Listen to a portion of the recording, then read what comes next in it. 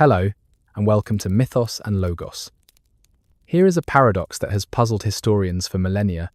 The most feared warriors in the ancient world, men who could march barefoot through snow and fight for days without rest, who faced death with such indifference that enemies thought them inhuman. These same men wrote poetry, sang in choruses, and danced. The Spartans, whose very name has become synonymous with harsh discipline and military brutality, created a society where music was mandatory, where boys learned the lyre before the sword, and where the greatest shame was not death but discord. How could a culture produce both the most savage warriors and the most harmonious citizens? How could men trained from birth to be killing machines also be philosophers who spoke in riddles, and poets who compressed wisdom into single, perfect phrases? Tonight, we will journey into the heart of ancient Laconia, where the Eurotas River runs red with iron deposits and memory. We will walk the paths of the agoge, that brutal training ground where 7-year-old boys learn to steal, starve, and survive.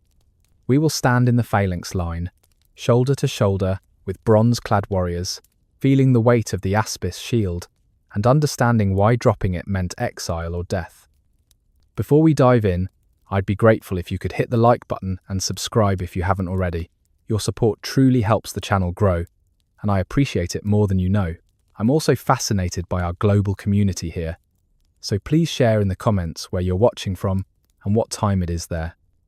Close your eyes and let your breathing deepen as we drift together into ancient Laconia, circa 480 BC, where the morning sun catches on bronze spear points like stars fallen to earth, where the air tastes of wild thyme and iron, where 10,000 warriors move as one organism across the valley floor, their footsteps creating a thunder that makes the very mountains tremble. You can smell the oil on their skin, mixed with dust and sweat, hear the rhythmic clatter of bronze on bronze as they march, feel the ground vibrating beneath their synchronized steps. This is Sparta at its zenith, a civilization that chose to become a weapon, a society that transformed human beings into something beyond mortal, something that would echo through history for 3,000 years. These are the warriors who would choose death over dishonor, who would laugh in the face of armies 10 times their size, who would create a legend so powerful that even now, in our modern age, their name alone conjures images of absolute discipline, unflinching courage, and terrible beauty. Part 1. Origins and founding myths. Blood and earth. The violent birth of Sparta.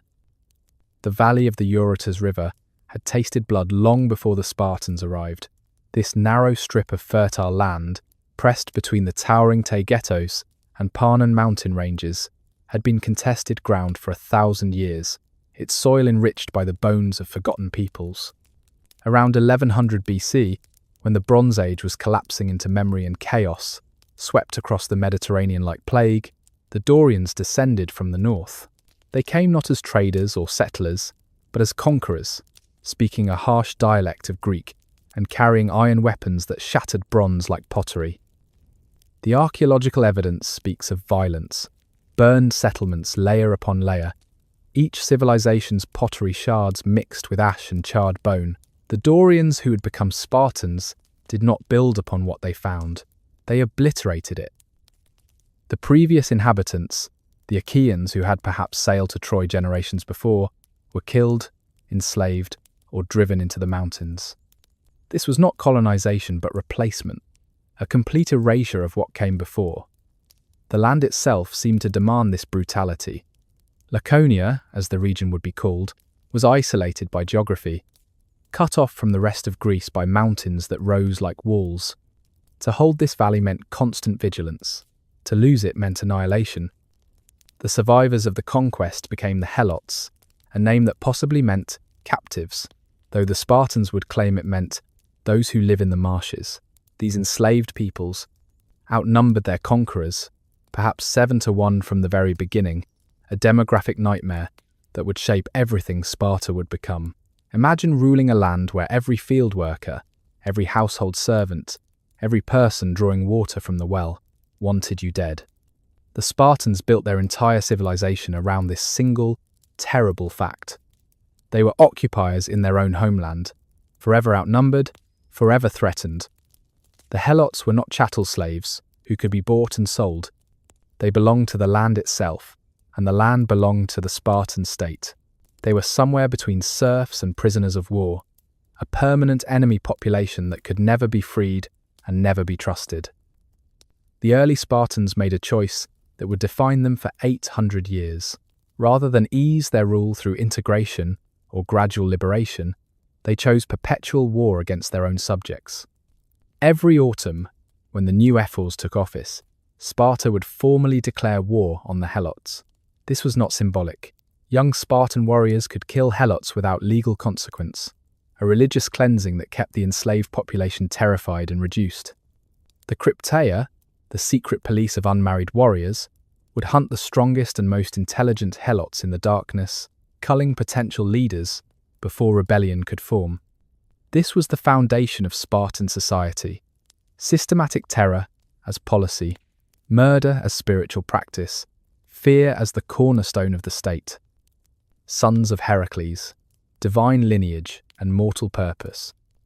Yet the Spartans told themselves a different story, one that transformed conquest into destiny.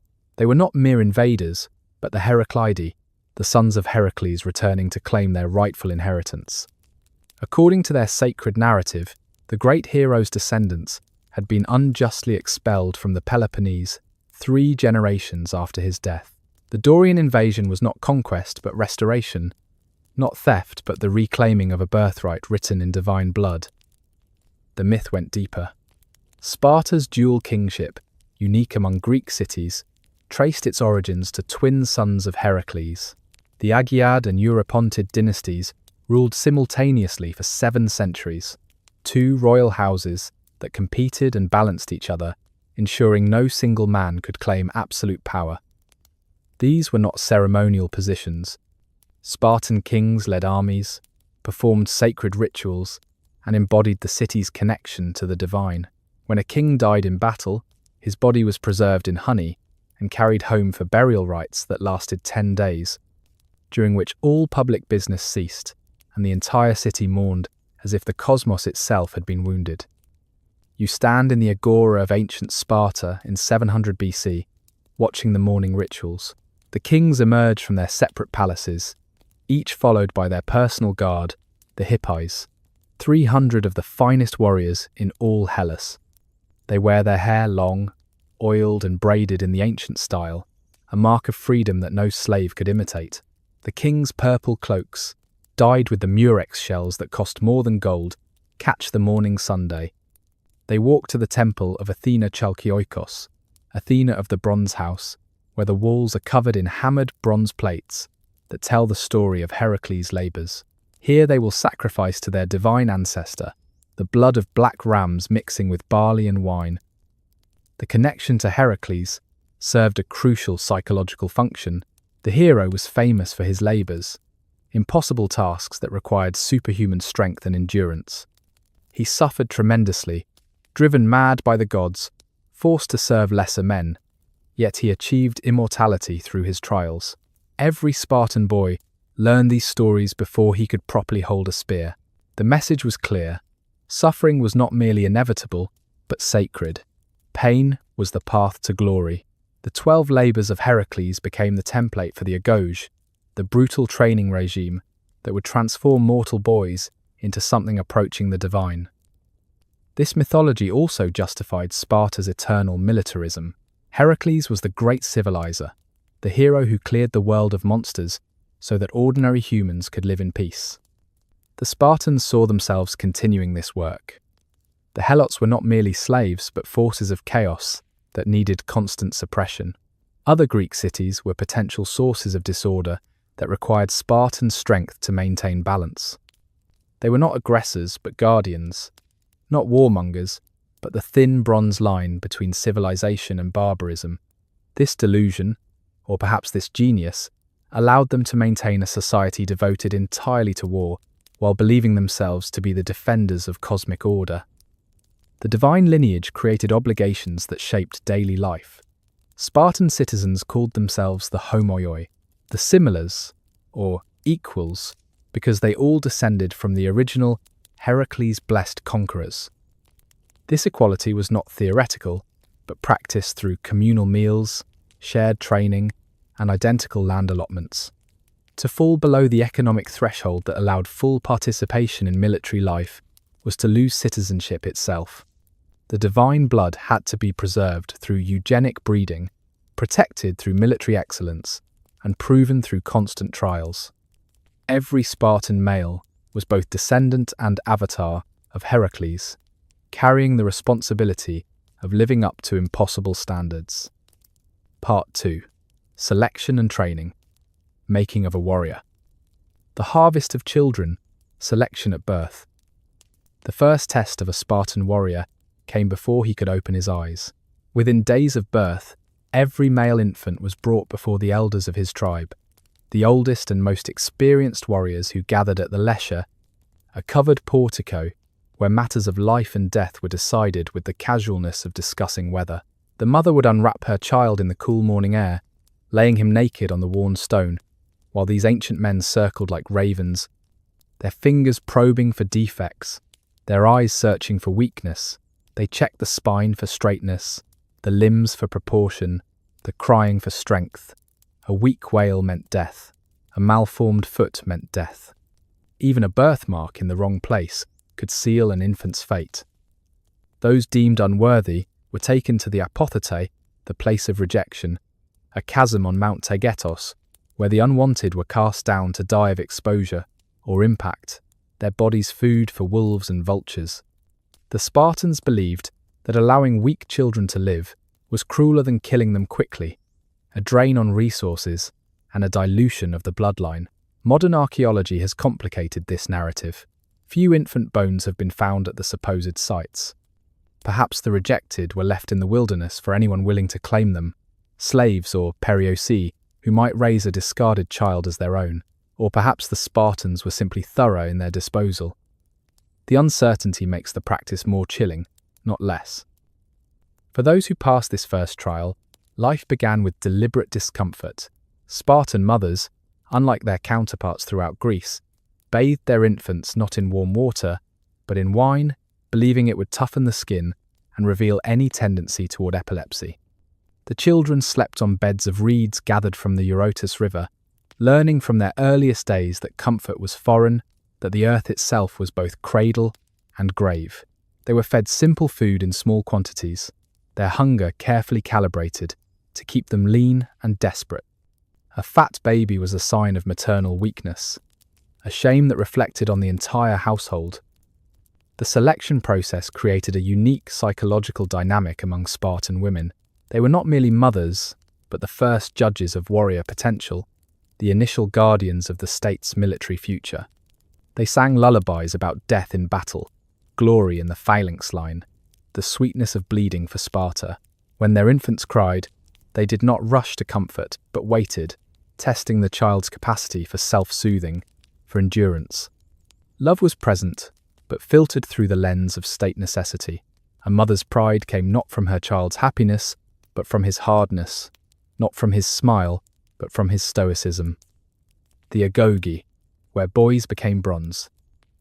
At 7 years old, the boy belonged no longer to his family, but to Sparta. The morning of separation was marked by ritual.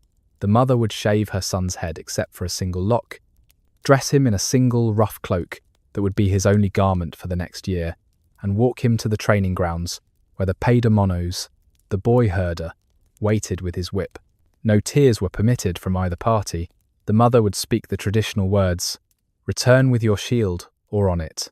The boy would turn without looking back, entering a system designed to destroy everything soft within him and forge what remained into weapons steel. The agoge was not merely military training, but complete social reconstruction. The boys were divided into herds called agili, then further subdivided into buai, units of 6 who ate, slept, and suffered together. They elected their own leaders, choosing the most savage fighters, the cleverest thieves, the boys who showed the least mercy. These child leaders had the power to command their peers in labour, in combat exercises, in the procurement of food. Democracy and tyranny were learned simultaneously. each boy experiencing both command and absolute obedience. Physical training dominated the daylight hours. They ran barefoot across sharp mountain stones until their feet became leather. They swam the Eurotas in flood season, when the water ran fast and cold enough to stop hearts. Wrestling was not sport but combat, with biting and eye-gouging permitted, encouraged even. The boys fought in teams against teams, in organised battles called platanistas, because they took place in a grove of plane trees, surrounded by water-filled moats. You are 12 years old, standing knee-deep in muddy water, your naked body already marked with scars. Across from you, another herd of boys bares their teeth like wild dogs. The coaches shout the signal, and you charge, feeling the boy next to you breathing hard, smelling the fear, sweat mixing with oil on his skin. Someone's fist connects with your temple, and you taste blood, metallic and warm. You grab an opponent's hair, driving your knee into his stomach, feeling his breath explode against your chest. This is not training. This is selection. The weakest will not survive the year. Academic education existed, but served military purposes. The boys learned to read and write, but only enough to understand military dispatches. They memorized Homer, not for cultural enrichment, but because the Iliad taught battle tactics and the psychology of war. Music and dance were mandatory, but the songs were military marches. The dances were weapon drills performed to rhythm. The Pyrrhic dance, performed naked with shield and spear, trained muscle memory while building endurance. Mathematical education focused on formations, angles of attack, the geometry of the phalanx. Barefoot in winter, the philosophy of suffering. Winter in Laconia brought a special kind of cruelty to the agoge. The boys were still permitted, only their single cloak, threadbare, after months of wear. They slept outside, on beds they made themselves from rushes pulled from the freezing river, broken by hand because knives were forbidden for this task. The point was not merely to endure cold, but to embrace it, to make discomfort so familiar it became unremarkable. Ice on the skin, hunger in the belly, exhaustion in the bones. These were not obstacles but teachers, each sensation carrying lessons about the irrelevance of the body's complaints. Food allocation was deliberately insufficient, forcing the boys to steal or starve. But this theft was regulated, ritualized even. They could only steal from the helots and perioeci, never from citizens. If caught, the punishment was not for stealing but for incompetence, for lacking the skill to take without detection. The floggings were public spectacles, with boys competing to endure the most lashes without crying out. The altar of Artemis, Orthia, became stained, permanently red with blood from these rituals. Generations of young backs split open under the whip, while their age mates watched and learned that pain was temporary but shame eternal. You huddle with your unit in the pre-dawn darkness of deep winter. Your stomach has been empty for 3 days, a hollow ache that has moved past pain into a strange floating sensation. The boy next to you, Alexios, shivers uncontrollably, his lips blue in the moonlight. You know he is weak, that he might not survive the season, but you share your cloak with him anyway, because the unit survives together or dies together. Through the thin fabric, you feel his heart racing, rabbit quick with cold and fear. Tomorrow you will raid a helot farm together, crawling through frozen mud to steal cheese and barley. If you succeed, you eat. If you fail, Alexios will likely die from the beating. This is how Sparta creates bonds stronger than bronze. Shared suffering, mutual dependence, the knowledge that your survival depends entirely on the boy beside you. The philosophy extended beyond mere endurance. The boys were taught that comfort corrupted, that luxury was a poison that weakened both body and spirit. They heard stories of other Greek cities where men grew fat on imported grain, where warriors hired others to fight their battles, where citizens concerned themselves with trade and art rather than war. These cautionary tales always ended the same way, with Spartan bronze cutting through soft flesh, with the weak conquered by the strong, with the comfortable enslaved by the hardened. Physical suffering was paired with psychological pressure. The older boys, the Iranes aged 18 to 20, served as immediate commanders and tormentors. They could demand any service, inflict any punishment, create any trial they deemed educational. A common test was to order a younger boy to stand naked in the snow, holding a heavy stone above his head. The boy would stand there for hours, muscles screaming, skin turning first red, then white, then an ominous blue, waiting for permission to lower his arms. The lesson was not about strength, but about obedience, about the complete subordination of personal will to command authority. The Plataea, dancing with death in darkness. At 18, the most promising young warriors were selected for the Plataea, the secret service that served as both final examination and state terror apparatus. For 1 year, these chosen youth would disappear into the wilderness, armed only with a dagger, tasked with survival and murder in equal measure. By day, they hid in caves and forests, becoming shadows among the rocks. By night, they hunted helots, particularly those who showed signs of strength, intelligence, or leadership potential. This was graduation through genocide, earning citizenship through systematic killing of the enslaved population. The Plataea served multiple functions within Spartan society. For the state, it was population control and psychological warfare, keeping the helots in permanent terror. For the young warriors, it was the ultimate test of all their training: stealth, endurance, combat skill, and most importantly, the ability to kill without hesitation or remorse. They learned to move silently through darkness, to track human prey by disturbed grass and broken twigs, to strike quickly and disappear before the screaming stopped. Some historians argue the Plataea also gathered intelligence, monitoring helot activities and identifying potential rebellions before they could form. The psychological transformation required was profound. These were not battlefield killings in the heat of combat, but cold executions, often of helots the young warrior had known since childhood. Perhaps the field worker who had smiled at him during harvest, the woman who had nursed him through fever, the old man who had taught him to tie knots. The Plataea demanded the complete severing of human empathy, the ability to see other humans not as people, but as problems to be solved with bronze. Those who completed their year returned changed, with what the Romans would later call the 1,000-yard stare, eyes that had seen too much and chosen to continue looking. The rituals surrounding the Plataea were shrouded in religious significance. Participants were considered temporarily dead to society, existing in a liminal space between citizen and exile, human and beast. They could not enter the city, speak to citizens, or participate in religious ceremonies. They became wolves in human form, necessary monsters that Sparta created and then had to reintegrate. When their year ended, they underwent purification rituals, washing the blood from their hands in the Eurotas River, sacrificing to Apollo the wolf god, formally rejoining the community they had protected through atrocity. The training that began with infant inspection had reached its logical conclusion.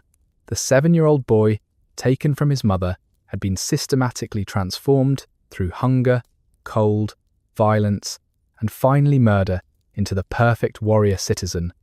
He had learned to endure any hardship, obey any command, inflict any cruelty deemed necessary by the state. The agoge had taken the raw material of humanity and forged it into something harder than bronze, sharper than iron, and colder than winter stone. What emerged was no longer fully human in the way other Greeks understood the term.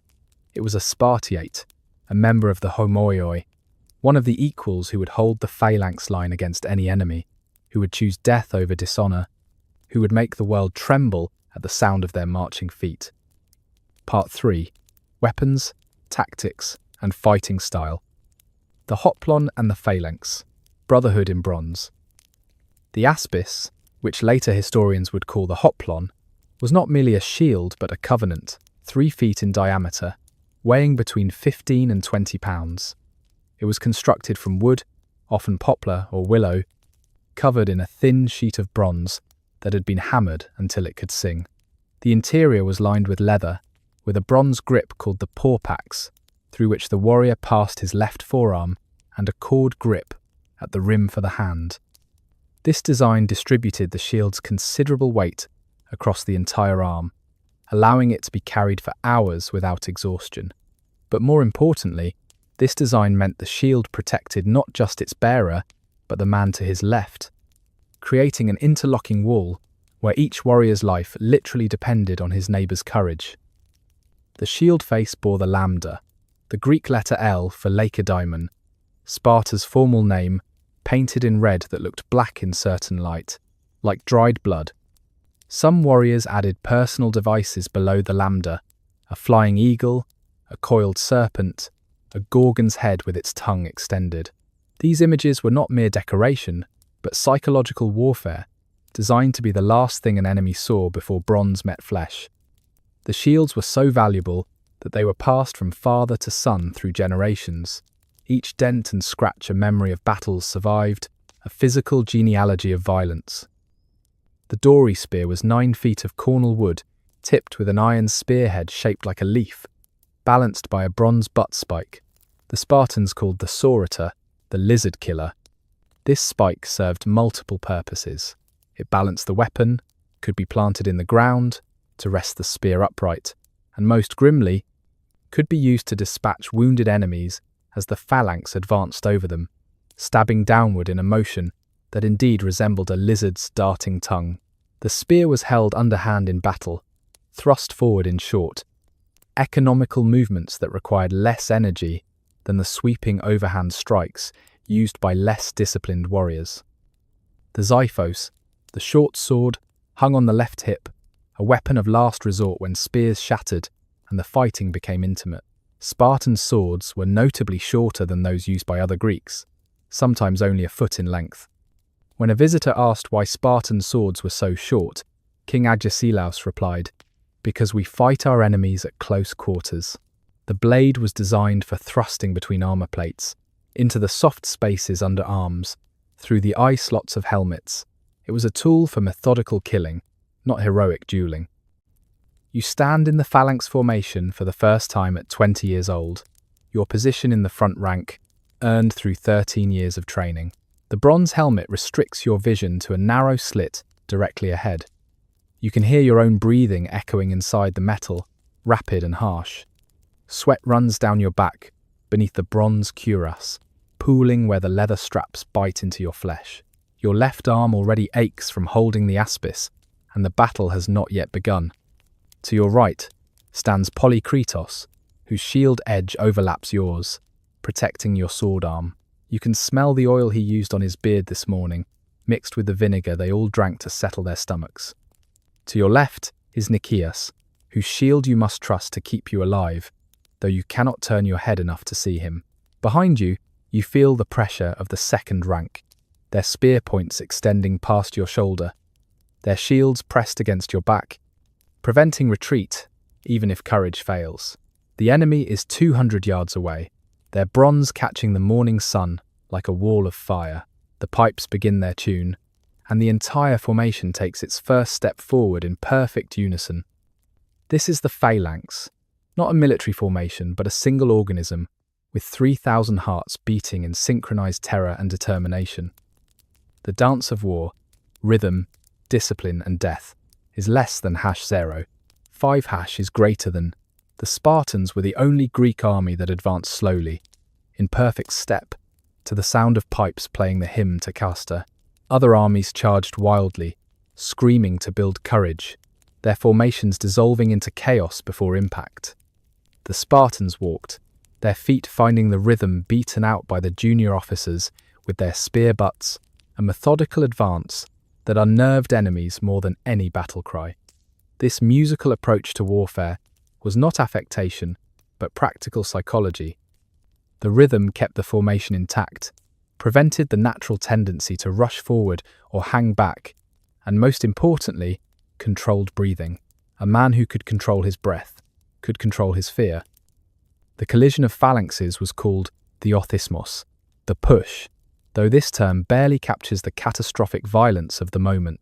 2 walls of bronze and flesh met with a sound that witnesses compared to thunder, to earthquake, to the groaning of giants. The front ranks had no choice but to kill or die, pressed forward by the ranks behind them, unable to retreat or even fall when wounded. Spears shattered against shields and armor, their broken shafts becoming additional weapons. Men in the front rank often died standing up, held vertical by the pressure of bodies around them. The Spartan advantage lay not in individual prowess, but in their ability to maintain formation under this apocalyptic pressure. While other phalanxes buckled and broke, creating gaps that meant death, the Spartans remained locked together like a single bronze creature. They had practiced this pressure in training, 8 deep ranks pushing against 8 deep ranks, until boys vomited from the compression, until ribs cracked and ankles shattered. They knew how to breathe when a shield edge pressed against their throat, how to find footing when the ground became slick with blood and loosened bowels, how to keep thrusting mechanically when friends died inches away. The killing in a phalanx battle was strangely impersonal. You rarely saw the man you killed, just glimpses of flesh between bronze plates, a flash of exposed thigh, the soft spot where neck met shoulder, the gap between cuirass and helmet when a man raised his arm.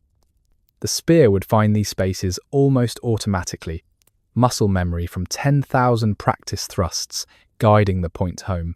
The sensation travelled up the shaft, the initial resistance of skin, the different density of muscle, the scraping vibration when bronze met bone.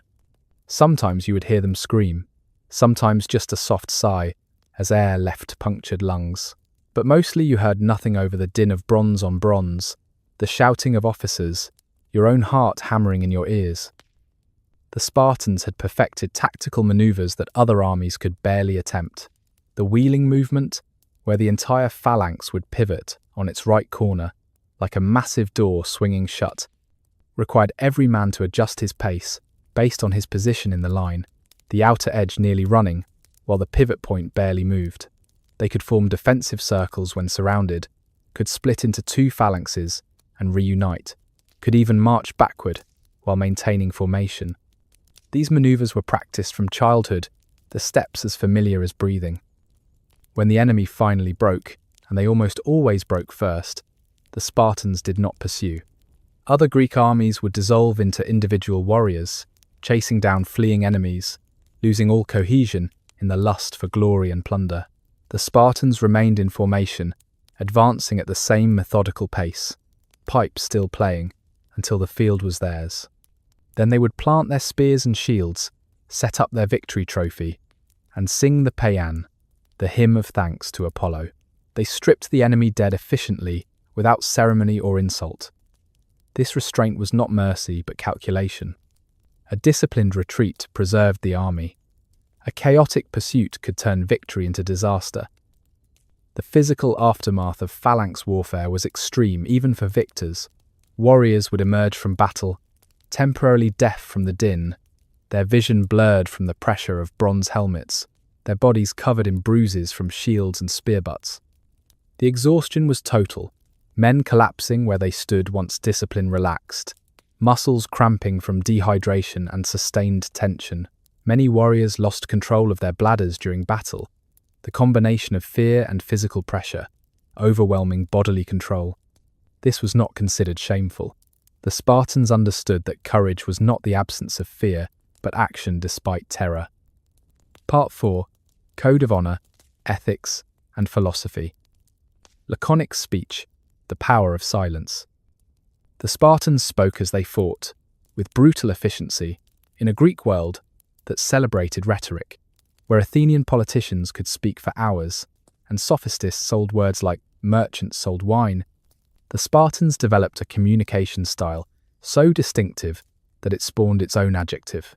To be laconic, from Laconia, meant to compress meaning into the smallest possible space, to make words, weapons, rather than decorations. This was not mere cultural preference, but trained behaviour. Beginning in the agoge, where boys who spoke unnecessarily were beaten, where silence was survival and brevity was strength. The most famous examples read like poetry written in blood. When Philip of Macedon sent a message to Sparta saying, "If I invade Laconia, I will raze Sparta to the ground," the ethos sent back a single word, if. When the Persian herald demanded earth and water as symbols of submission, the Spartans threw him down a well, telling him to find both at the bottom. These were not clever comebacks conceived in comfort. but a linguistic philosophy that treated unnecessary words as a form of weakness, a revelation of inner uncertainty that required verbal padding to convince. The training in verbal economy began early. Boys in the agoge were questioned by their elders at communal meals, expected to answer complex questions with precision and wit, but never at length. Why is courage the highest virtue? An elder might ask. A proper answer: because without it, no other virtue matters. Too many words earned a thumb bitten by the elder, a sharp reminder that verbal excess was as shameful as physical softness. The boys learned to think before speaking, to distill thoughts to their essence, to make every word carry maximum weight. This linguistic discipline extended to their poetry and songs, which survived more through reputation than preservation. Tyrtaeus, the poet who wrote their marching songs, created verses that were themselves weapons. It is beautiful to die in the front ranks, a brave man fighting for his fatherland. No metaphorical flourishes, no elaborate imagery, just stark truth presented as simply as a spear thrust. The Spartans believed that truth needed no ornamentation, that facts spoke louder than rhetoric, that a man who required many words to make his point had no point worth making. With your shield or on it, the mother's farewell. The role of Spartan women in creating warriors was unlike anything elsewhere in Greece. While Athenian women lived in seclusion, barely allowed to leave their homes, Spartan women exercised naked alongside men, owned property, conducted business, and most remarkably, were the philosophical equals of their warrior husbands in maintaining the state's military ideology. They were not supporters of the military system, but active participants, their wombs as essential to Sparta's power as any phalanx formation.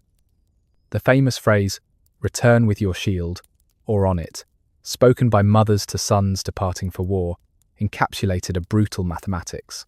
To return with your shield meant victory, or honourable retreat. To return on it meant glorious death, your body carried home on the shield's bronze surface. To return without it meant the ultimate disgrace, dropping your shield to run faster, abandoning the man to your left, choosing personal survival over collective honour. Mothers who spoke these words were not engaging in rhetoric but issuing a genuine ultimatum. Sons who returned without their shields were often denied entry to their own homes, forced to live as outcasts in a society that valued death over dishonour. You are a Spartan mother watching your only surviving son prepare for his first campaign as a full citizen. He is 20 years old, the sole survivor of 3 boys you bore. One was rejected at birth, his left foot twisted inward. Another died in the agoge, his skull fractured during a training fight when he was 14. This last son, Aristodemos, stands before you in his bronze armour, the same armour his father wore before dying at Mantinea 10 years ago.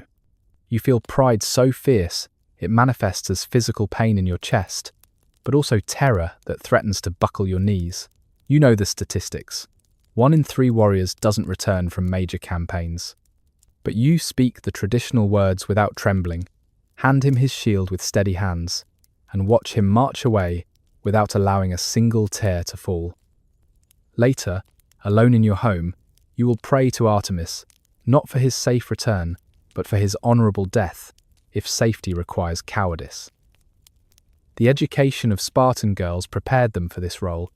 They exercised vigorously, running, wrestling, throwing javelins, not for military service, but to produce strong children.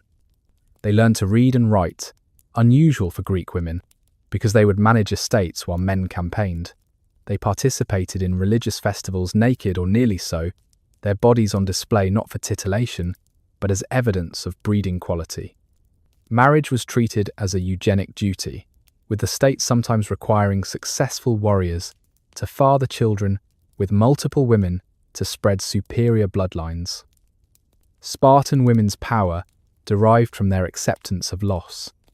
They were expected to celebrate the death of sons and husbands if that death was honourable. Plutarch tells of a mother who killed her own son when he returned as the sole survivor of a defeated unit, declaring that Sparta had no use for cowards. Another woman, told that her 5 sons had died in battle, asked only, "Did we win?" When informed of victory, she proceeded to the temple to give thanks. These stories, whether historically accurate or culturally mythical, shaped behavior through expectation. The beautiful death, glory in the killing fields. The Spartans possessed a concept that modern minds struggle to comprehend: kalos thanatos, the beautiful death. This was not merely dying bravely, but dying in a specific way, at a specific time, for a specific purpose. A beautiful death occurred in battle, in the front ranks, facing the enemy, wounds to the front of the body, ideally while the battle's outcome remained uncertain. It was a death that would be remembered in songs, carved into stone, used to shame cowards and inspire children. It was simultaneously the worst thing that could happen and the best thing one could achieve. The preparation for beautiful death began in childhood, with constant exposure to death imagery and rhetoric. Boys visited the tombs of fallen warriors, touching the carved names while reciting their deeds. They learned that Sparta alone, among Greek cities, allowed marked graves for only two classes: men who died in battle and women who died in childbirth, both considered casualties of service to the state. The geometry of honour was precise. Wounds to the front proved courage, wounds to the back proved cowardice. After battles, the dead were examined, their wound patterns determining whether their families received honour or shame. This death cult created behavioural paradoxes that confounded other Greeks. Spartans would fight more fiercely when outnumbered, because the opportunity for beautiful death increased with the odds against survival. They showed genuine disappointment when enemies fled without fighting, denying them the chance for glorious endings. King Leonidas at Thermopylae allegedly dismissed allied forces, not from kindness, but to concentrate the glory among the 300 Spartans who remained. His death became the template for beautiful death. Knowing it was coming, choosing it deliberately, making it serve a purpose beyond individual extinction. The religious dimensions of kalos thanatos, connected to mystery cults and beliefs about afterlife, that the secretive Spartans rarely discussed with outsiders. They believed that death in battle guaranteed a form of immortality, not just through memory but through actual continued existence. Warriors who achieved beautiful death joined an eternal phalanx in the afterlife, forever young, forever strong, forever fighting in some cosmic war that reflected and sustained earthly battles. This was not the grey, diminished afterlife of Homer's Odyssey, but something more like the Norse Valhalla, though the Spartans would never have made such comparisons. The psychological impact of growing up surrounded by death worship cannot be overstated. Spartan children played games where they pretended to die gloriously, falling with exaggerated dignity, while their playmates sang funeral hymns. Adolescents in the agoge competed to see who could stand closest to actual death, holding their hands over flames, standing on cliff edges, allowing themselves to be whipped until consciousness fled. They were not seeking death but practicing for it, rehearsing their eventual performance on the ultimate stage. The beautiful death ideology served state purposes beyond individual motivation. It transformed military defeat into potential victory. When the 300 died at Thermopylae, Sparta gained more power from their death than they could have from survival. The story became recruiting propaganda, diplomatic leverage, psychological warfare against future enemies who now knew they faced opponents who desired death. It created a form of immortality that democracy or wealth could never achieve. The names of the 300 were memorized by every Spartan child for the next 5 centuries, their death becoming more permanent than life. Yet there were cracks in this philosophical fortress. The survivors of Thermopylae, the men who had been sent away with messages or had been too ill to fight, faced such shame that several committed suicide. Aristodemos, who survived because of an eye infection, spent a year as a social pariah before deliberately seeking death at Plataea, fighting so recklessly that even his beautiful death could not fully restore his honour. The system that glorified death also had to account for the living, creating psychological tensions that individual warriors had to navigate between the idealised death and the necessary survival that allowed the state to continue.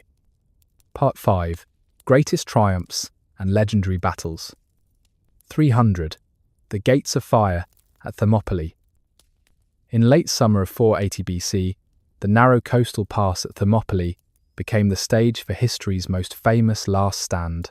The geography itself seemed designed by the gods for drama, a corridor barely 50 feet wide in places, pressed between Mount Calidromo's sheer cliffs and the Malian Gulf's churning waters. Here, where natural hot springs sent sulphurous steam drifting across ancient stone, giving the place its name, the Hot Gates, 300 Spartans would transform military defeat into eternal victory. The numbers tell an impossible story. Xerxes brought an army that ancient sources number between 100,000 and 2 million, though modern historians suggest perhaps 200,000. Against this multitude stood 7,000 Greeks, with the 300 Spartans at their core. Leonidas, one of Sparta's 2 kings, had selected his 300 with careful deliberation. He chose only men with living sons, ensuring their bloodlines would survive the certain death that awaited. These were not young warriors seeking their first glory, but mature fighters in their prime, men who understood exactly what they were sacrificing. The oracle at Delphi had spoken with rare clarity. Either Sparta would fall, or a Spartan king would die. Leonidas marched north knowing he was the sacrifice that would save his city. This was not desperate hope, but calculated strategy. Every day the pass held was another day for Greece to prepare, for the fleet to position, for unity to solidify among the fractious city-states. The first 2 days of battle revealed the shocking gap between Persian numbers and Spartan discipline. Wave after wave of Persian infantry crashed against the bronze wall of the phalanx, their wicker shields and cloth armour useless against disciplined spearwork. The Spartans rotated their lines with mechanical precision, fresh warriors constantly replacing those who grew tired, maintaining maximum killing efficiency, while the enemy exhausted itself. They employed controlled retreats, pretending to break, drawing the Persians into disordered pursuit, before wheeling around in perfect formation to slaughter the scattered pursuers. The narrow pass neutralized the Persian advantage, forcing them to fight the Spartans on equal frontage where training trumped numbers. On the second day, Xerxes sent his immortals, the elite 10,000 who formed his personal guard. The Spartans treated them no differently than the regular infantry, methodically cutting them down in the confined space, where their superior equipment and training meant nothing against the practiced killers of the phalanx. Persian bodies piled so high that they formed ramparts, obstacles that disrupted their own attacks. The smell of blood and emptied bowels mixed with sulphur from the hot springs, creating a miasma that witnesses said could be detected miles away. By nightfall of the second day, Xerxes had lost 20,000 men. The Spartans had lost 2. The lion and the fox, Leonidas and his last stand. The betrayal came from Ephialtes, a local Greek who revealed the mountain path that circumvented the pass. When Leonidas learned that the immortals were flanking his position, he made the decision that would echo through millennia. He dismissed the allied Greek forces, keeping only his 300 Spartans, 700 Thespians who refused to leave, and 400 Thebans of questionable loyalty. The tactical reason was clear. A small force could not hold 2 fronts. The symbolic reason was clearer. This would be Sparta's beautiful death, undiluted by other cities' participation. The final morning arrived with strange calm. The Spartans performed their death rituals, oiling their bodies, combing their long hair, checking their weapons with the care of craftsmen preparing masterpieces. A Persian scout who observed these preparations reported back to Xerxes, who could not understand why men about to die concerned themselves with grooming. Demaratus, an exiled Spartan king in Xerxes' court, explained, "These men are preparing to die and to deal death. It is their custom before putting their lives at utmost risk." The Persians attacked at dawn, and this time the Spartans fought differently. No rotations, no tactical retreats, no preservation of strength. They came out from the narrow part of the pass into the wider area where they could kill more efficiently, abandoning defensive advantage for maximum carnage.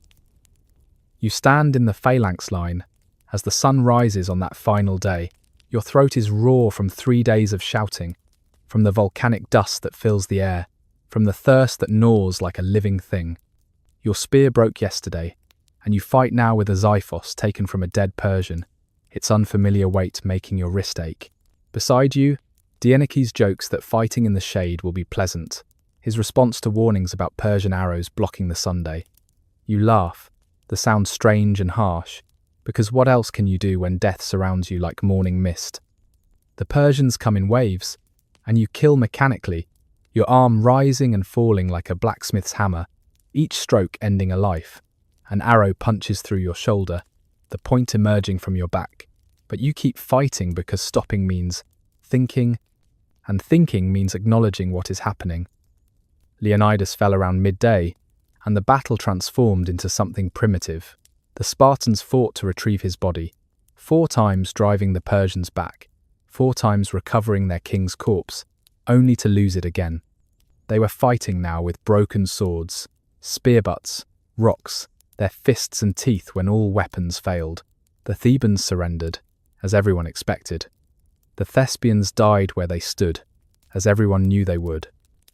The Spartans retreated finally to a small hill, forming a circle, facing outward like a wounded beast making its last stand. The Persians, having lost too many men to close combat, finished them with arrows, thousands of shafts turning the hill into a forest of fletching.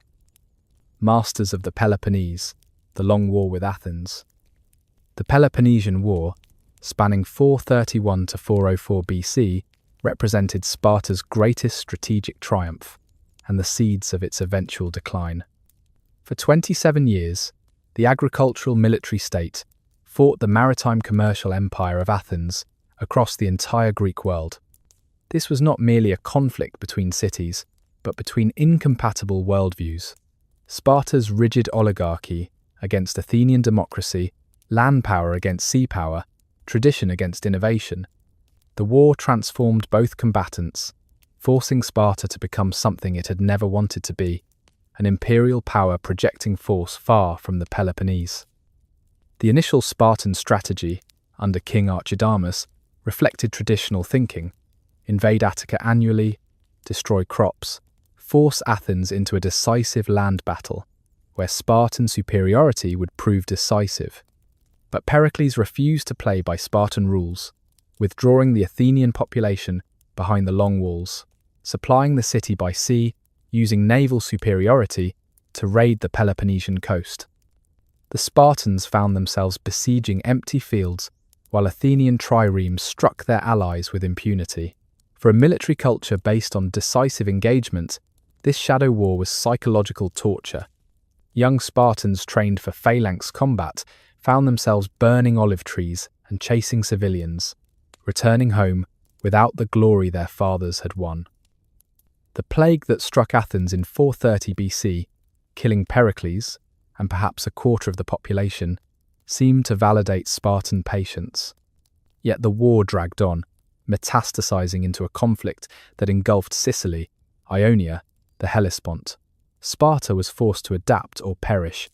They built a navy, accepting Persian gold to pay for ships and crews, compromising their ancestral hatred of the former invader. They developed new tactics, using peltasts and light infantry that violated traditional hoplite supremacy. Most remarkably, they produced Lysander, a commander who thought like an Athenian, using deception, bribery, and diplomatic manipulation rather than straightforward military force. The victory at Agostopotami in 405 BC, where Lysander destroyed the Athenian fleet through cunning rather than courage, ended the war, but transformed the victors. Sparta found itself controlling an empire it neither wanted nor understood how to manage. Gold flowed into a society that had banned currency. Young Spartans served as governors in distant cities, exposed to luxuries and ideas that contradicted everything the agoge had taught. The contradiction between what Sparta was designed to be, a militaristic isolationist state, and what victory required it to become, an international imperial power, created fractures that would eventually shatter the entire system. The earthquake that shook an empire. In 464 BC, The earth itself seemed to rebel against Sparta. The earthquake struck without warning on an otherwise ordinary afternoon, its violence so extreme that ancient writers claimed the ground opened and swallowed entire buildings. Mount Taygeto split and roared, sending avalanches of stone onto the settlements below. In Sparta itself, only 5 houses remained standing. The gymnasium collapsed, crushing an entire year class of boys training inside. 20 young warriors erased in seconds. Modern seismologists estimate the quake at magnitude 7.2, sufficient to level ancient stone construction, to liquefy soil, to permanently alter the course of rivers. The human cost defied calculation. Perhaps 20,000 Spartiates died in the initial collapse and the chaos that followed, but the earthquake's deadliest aftershock was human rather than geological. The helots, seeing their masters vulnerable, erupted in the largest revolt in Spartan history. Across Laconia and Messenia, the enslaved population that outnumbered Spartans 7-1 seized weapons, formed armies, declared freedom. They had watched the city that enslaved them reduced to rubble, seen invincible warriors crushed by falling stone, witnessed the gods themselves, seeming to side against their oppressors. The Third Messenian War, as historians would label this revolt, lasted 10 years and nearly ended Spartan civilization. King Archidamus, showing brilliance that matched his name, saved Sparta through immediate decisive action, while others stood paralyzed by destruction. He ordered the army to form in the agora, establishing order through familiar routine. He sent messages to allies before the helots could block communication, securing aid that would prove crucial.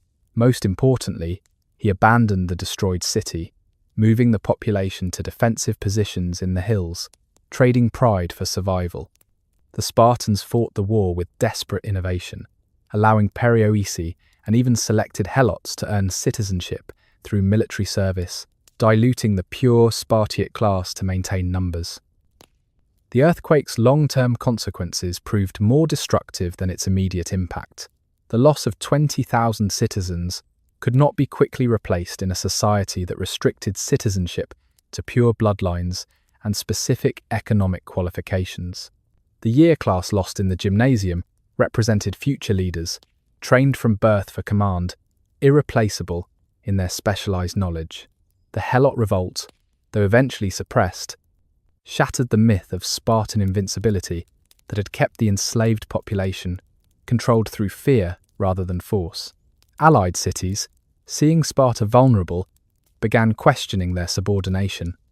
Athens, watching their great rival weakened, grew bolder in expanding their own power, setting the stage for the conflicts that would define the next century. The Spartans rebuilt their city, but could never rebuild their certainty. The earthquake had demonstrated that all their discipline, all their training, all their courage meant nothing against forces beyond human control. They had defined themselves as masters through military superiority, but mastery meant nothing when the earth itself rebelled. The psychological impact rippled through generations. Religious practices intensified, seeking to appease gods who had shown such terrible displeasure. The training of the agoge became even harsher, as if greater suffering might provide insurance against future catastrophe. But beneath the renewed severity lay a new understanding. Sparta was not eternal, their system was not divinely ordained, and their end might come not from foreign spears, but from the grinding of geological plates they could neither understand nor resist. Part 6. Decline and Evolution. When the walls finally rose, the end of invincibility. For 7 centuries Sparta had stood unwalled, its citizens proclaiming that their shields were their walls, their spears, their gates. This was not mere boasting but strategic reality. A city without walls declared absolute confidence, telling enemies that invasion was welcome because it would only bring them closer to destruction. The absence of fortification was Sparta's psychological masterwork, more effective than any stone barrier because it resided in the enemy's mind as pure intimidation. But in 371 BC, after the disaster at Leuctra, the unthinkable happened. Sparta began building walls. The Battle of Leuctra itself lasted perhaps 2 hours, but its consequences would unfold across centuries. The Theban general Epaminondas had done what no commander before had managed. He had solved the Spartan phalanx. Instead of meeting strength with strength across an equal front, he weighted his left wing 50 ranks deep, a battering ram of flesh and bronze, aimed at the Spartan right where the kings and the hippies traditionally stood. The oblique approach was not entirely new, but the extreme depth was revolutionary. When the collision came, the Spartans, only 12 ranks deep at that point, were physically pushed backward, their perfect discipline meaning nothing against simple mass and momentum. King Leonidas fell. 400 of the 700 Spartiates present died, and the survivors did something unprecedented. They retreated in good order, conceding the field. The mathematics of defeat were more devastating than the battle itself. Sparta could no longer field more than 1,500 full Spartiates, down from 8,000 at their peak. The birth rate had collapsed. The economic requirements for citizenship had concentrated wealth in ever fewer hands, and the constant warfare had bled away generations of warriors. After Leuctra, Epaminondas led the Theban army into Laconia itself, the first foreign invasion in 6 centuries. He did not attempt to take Sparta, perhaps understanding that martyrdom might revive what defeat had broken. Instead, he did something worse. He liberated Messenia, freeing the helots who had sustained Sparta's economy and freeing Sparta to starve. You stand on the walls of Sparta in 365 BC, these new constructions of stone and shame that surround your city like a confession of weakness. You are 60 years old, one of the last men trained in the classical agoge, before the reforms, before the compromises, before the walls. Below you, in what was once the exercise ground, foreign mercenaries drill with the mechanical competence of professionals rather than the passionate precision of citizens. Half the men wearing the lambda on their shields have never seen the inside of a training ground, awarded citizenship for military service rather than birthright. Your own grandson trains alongside the son of a Persian merchant, an equality that would have been blasphemy in your youth. The mountains still rise purple in the evening light, the Eurotas still runs red with iron deposits, but the city between them has become something you no longer recognize. The walls were constructed hastily, without the architectural elegance of Athenian fortifications or the mathematical precision of Syracuse's defences. They were purely functional, following the contours of easily defensible ground, rather than encompassing the entire ancient city. Temples and gymnasiums that had stood exposed for centuries now cowered behind stone. The agora, where generations of warriors had formed up for inspection, was bisected by the wall, half inside, half abandoned to fields. The construction itself became a source of shame. Spartiate citizens, who had never performed manual labour, watched as Perioeci and freed helots built their protection. Some older warriors refused to enter the walled sections, camping outside in deliberate vulnerability, maintaining personal honour even as collective honour dissolved. Gold corrupts bronze, the price of victory. The transformation of Sparta from austere military commune to conventional Greek state happened not through conquest, but through success. Victory in the Peloponnesian War had brought tribute from subject cities, gold and silver flowing into a society that had deliberately rejected currency. The contradiction was addressed through typical Spartan logic. Foreign money could be held by the state, but not by individuals, a compromise that satisfied law while destroying spirit. Lysander's victories had filled Sparta's treasuries, but wealth without the ability to spend it created new forms of corruption. Officials found ways to benefit from state funds without technically possessing them. Foreign bribes took the form of guest friendships and reciprocal favours, rather than direct payment. The generational divide became unbridgeable. Older Spartans who had lived through the classical period watched their sons return from governing allied cities with tastes for foreign wine, appreciation for soft beds, knowledge of pleasures that the agoge had never imagined necessary to forbid. Young Spartans stationed abroad discovered that their childhood of deprivation had not made them immune to luxury, but rather desperately vulnerable to it. like starving men at a feast who gorge until they sicken. They learned that other Greeks considered them backwards, that their perfect discipline was mocked as mindless obedience, that their beautiful death was seen as wasteful rather than glorious. The reforms of Epitadius in 400 BC legalized the sale of citizenship land grants, the kleros that had been inalienable since Lycurgus. Within 2 generations, 3/4 of Spartan land was owned by women, inherited from fathers and husbands who died without male heirs. The remaining quarter was concentrated among perhaps 40 families. Citizens who lost their land, lost their citizenship, swelling the ranks of the hypomiones, the inferiors, Spartans by blood, but not by law. By 350 BC, the city that had once fielded 8,000 warriors could barely muster 700 who met the full requirements of citizenship. The corruption spread through the system like bronze disease, that green decay that eats metal from within. The syssitia, the common meals that had embodied equality, became displays of competitive wealth as members found ways to contribute elaborate dishes while technically adhering to simplicity rules. The agoge still functioned but accepted foreign students, whose families paid enormous fees, turning the brutal training that had created warriors into a finishing school for rich Greeks seeking Spartan credentials.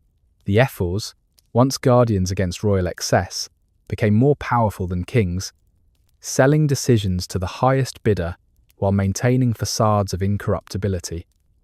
You witness the final secession of your military brotherhood in 342 BC.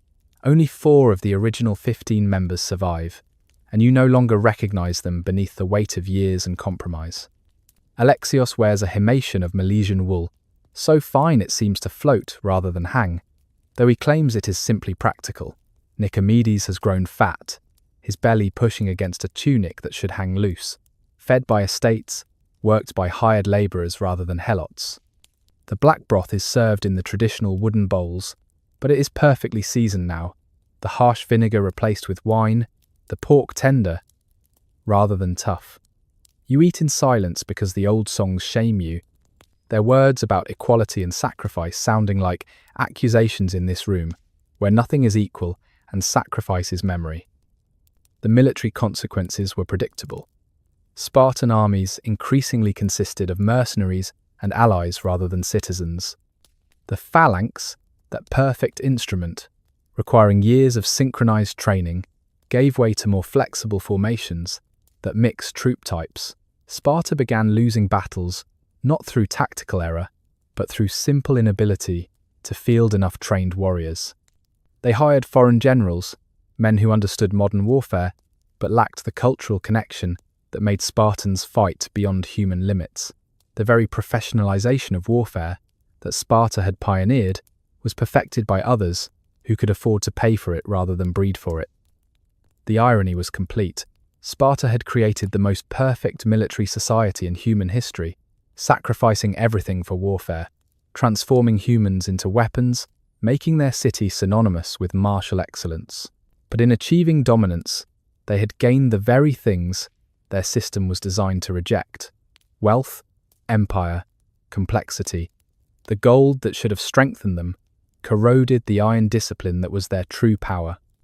They had become what they had fought against, a conventional Greek city with exceptional history but ordinary present.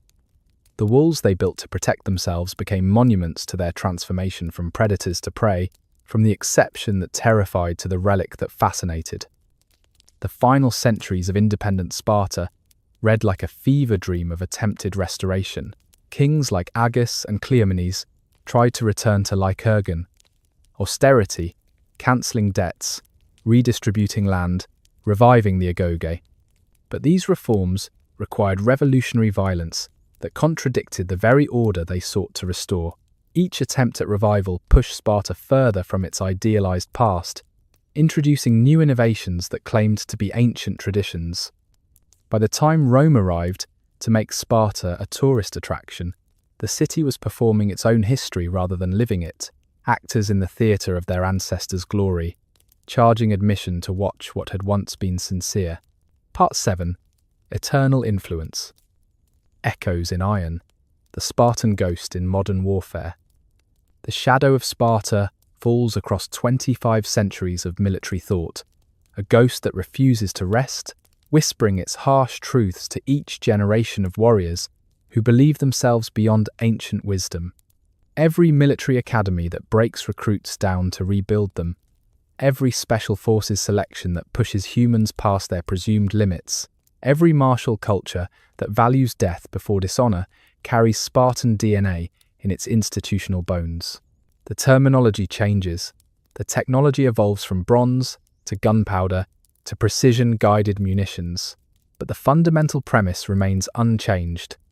Ordinary humans can be transformed through suffering into something extraordinary, something that transcends the biological imperative for self-preservation. The Roman legions were the first to consciously adapt Spartan principles to imperial scale.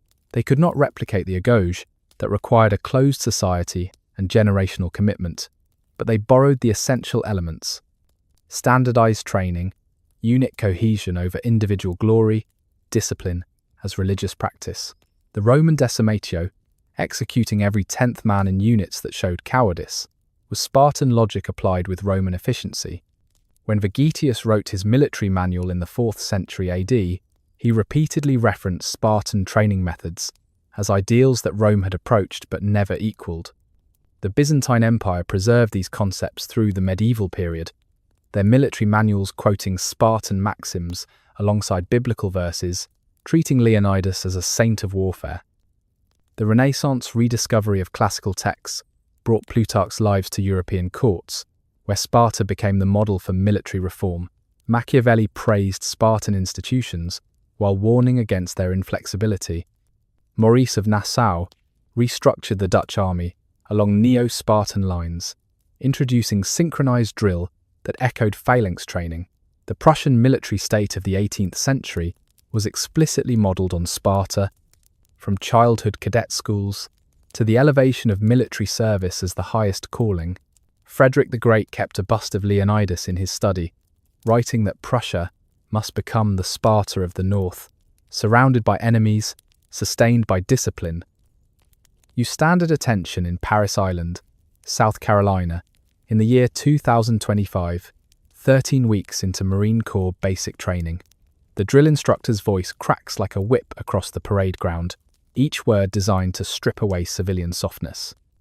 You have not slept more than 4 hours straight in 2 months. Your feet bleed inside boots that never dry. The rifle in your hands has become an extension of your body, its weight as familiar as your own limbs. This morning, you were forced to fight your bunkmate in the pugil stick circle until one of you dropped, learning that your survival depends on aggression, that mercy is weakness. The DI quotes Heraclitus. Out of every 100 men, 10 should not even be there. 80 are just targets, 9 are the real fighters, and we are lucky to have them, for they make the battle. But the one is a warrior, and he will bring the others back. You do not know that this quote is probably fabricated, that Heraclitus never wrote these words, but it does not matter. You are being shaped by the ghost of Sparta, even if that ghost is itself a fiction built from fragments of truth. Modern special operations forces explicitly invoke Spartan imagery and ideology. The United States Army Special Forces wear the arrow of Sparta as their insignia. The British SAS selection includes a phase called the long drag, directly inspired by Spartan endurance trials. The Israeli Sayeret Matkal trains soldiers to operate in small units behind enemy lines, emphasizing the same combination of physical hardship, tactical flexibility, and unit cohesion that defined the Plataea. These units even adopt Spartan vocabulary. They speak of selecting out rather than failing, of earning your place rather than graduating, maintaining the fiction that membership is never permanent, always contingent on continued excellence. But the Spartan ghost that haunts modern military culture is often a distortion, emphasizing brutality while ignoring sophistication. The historical Spartans valued music, poetry, and philosophy as essential to warrior development, understanding that physical strength without mental discipline produced mere thugs. Modern interpretations frequently reduce Sparta to simple masculinity worship, missing the complex social engineering that made their system function. The movie 300, released in 2006, created a version of Thermopylae that replaced historical Spartans with comic book superheroes, men who fought nearly naked, screaming about freedom while defending a slave state. This Hollywood Sparta has become more real in popular imagination than the historical city, influencing military culture through soldiers who watched it before deployments, who spray-painted lambda symbols on their vehicles, who understood only the surface without grasping the depth. The most troubling echo of Sparta resonates through extremist movements that claim inheritance of warrior culture, while understanding nothing of its actual nature. White supremacist groups adopt Spartan symbols, ignoring that historical Sparta was remarkably multicultural for its time, that the agoge trained alongside perioeci and foreign students, that Spartan women had more freedom than anywhere else in Greece. Fascist movements praise Spartan eugenics without acknowledging it failed, that the pursuit of physical perfection led to demographic collapse. They celebrate Spartan violence while ignoring Spartan restraint, the fact that Spartans were known for taking prisoners, for respecting truces, for limiting warfare to protect agriculture. Yet beneath these distortions lies something genuinely valuable in the Spartan example, something that explains its persistence across millennia. The Spartans proved that human beings can transcend apparent limitations through systematic training, that ordinary people can achieve extraordinary things through collective effort, that discipline and suffering can forge bonds stronger than family. Every marathon runner who pushes through the wall, every team that achieves more together than its individuals could alone, every person who chooses principle over comfort channels something essentially Spartan. The ghost whispers not just to soldiers, but to anyone who believes that excellence requires sacrifice, that character is built through challenge, that some things matter more than life itself. The transformation of Sparta from historical city to eternal symbol represents humanity's need for extremes, for examples that push boundaries of possibility, even if they ultimately fail. We do not study Sparta because it succeeded. Its system collapsed more thoroughly than any of its rivals, but because it attempted something audacious. The complete subordination of individual desire to collective purpose, the transformation of entire populations into instruments of singular will. The experiment failed, but its failure teaches as much as any success. The Spartan ghost reminds us that every strength contains its own weakness, that perfect discipline becomes brittleness, that walls built from human shields eventually need walls built from stone. In military academies across the world, from West Point to Sandhurst to St. Cyr, cadets still study Thermopylae. Not for tactical lessons, modern warfare has no equivalent to the phalanx, but for something deeper. They study the decision to stay when leaving was possible, the choice to make death meaningful when life seemed meaningless, the transformation of defeat into victory through narrative power. The Spartan ghost teaches that battles are won by weapons, but wars are won by will, that technology changes, but psychology remains constant, that every generation must decide what is worth dying for, because that decision determines what is worth living for. The eternal phalanx. We return now to the paradox that began our journey. How could the same culture produce both inhuman warriors and harmonious citizens, men who killed without mercy, yet danced with grace, who spoke in brutal, shortened phrases, yet compressed wisdom into perfect verbal geometry? The answer lies not in resolving the contradiction, but in understanding that the contradiction was the point. Sparta was an experiment in extremes, a society that asked, what happens when you take every human quality and push it past its breaking point? They discovered that discipline becomes brittleness, that strength becomes isolation, that unity becomes conformity, that the pursuit of perfection leads inevitably to extinction. The Spartans did not fail because they were warriors.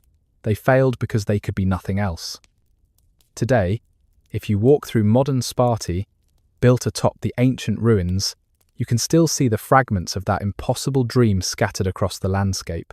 The ancient theatre, carved into the hillside of the Acropolis, still hosts performances, though now the audience sits comfortably on cushions rather than stone. Broken columns from the Temple of Artemis Orthia rise from grass where boys once bled to prove their worth. The Menelaean, where Helen and Menelaus were worshipped, offers views across the Eurotas Valley that have changed little in 3,000 years. Most poignant are the foundation stones of the agoge training grounds, now overlaid with modern streets and shops. The brutal past literally paved over but still present beneath, like buried bones that refuse full decay. The true legacy of Sparta lives not in stone, but in questions that every society must answer. How much freedom should individuals sacrifice for collective security? What price is too high for excellence? Can a society based entirely on military virtue survive its own success?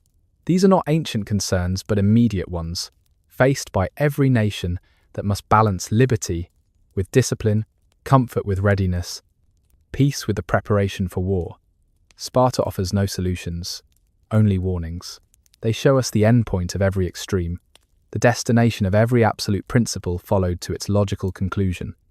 They remind us that human beings can endure almost anything, achieve almost anything, but that almost contains the seeds of every downfall. It's been an honor to share these stories from the past with you tonight. May the whispers of history lull you into deep, restorative sleep.